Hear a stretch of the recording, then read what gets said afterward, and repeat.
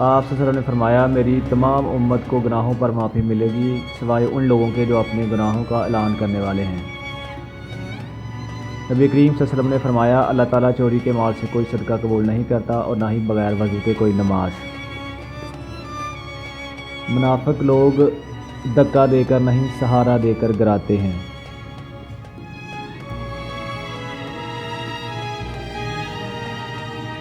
بے شک دشواری کے ساتھ آسانی ہے۔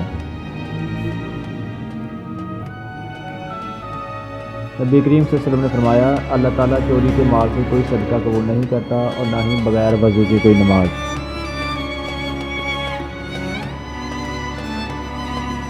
یا اللہ میرے والدین کو 70,000 لوگوں میں شامل فرما جو بغیر حساب کتاب کے جنت میں ہیں۔ توڑنے والے 1000 بیٹھے ہیں، جوڑنے والا صرف ایک اللہ۔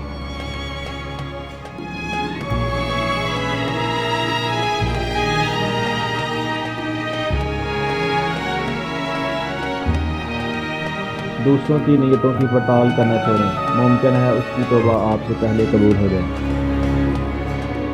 کاش وہ دن جلدی آ جائے جب ہم مدینے میں بیٹھ کر قرآن پڑھیں۔ رسول اللہ صلی اللہ علیہ وسلم نے ارشاد فرمایا جو بندہ اپنے کسی مسلمان بھائی کے ساتھ اکالہ کا معاملہ کرے تو اللہ تعالیٰ قیامت کے دن اس کی غلطیاں معاف فرمائے۔ اے میرے رب مجھے تنہا نہ چھوڑ، تیرے سوا میرا کوئی سہارا نہیں، مجھے دکھوں اور پریشانیوں سے نجات دے اور میرے معاملات آسان فرما، آمین۔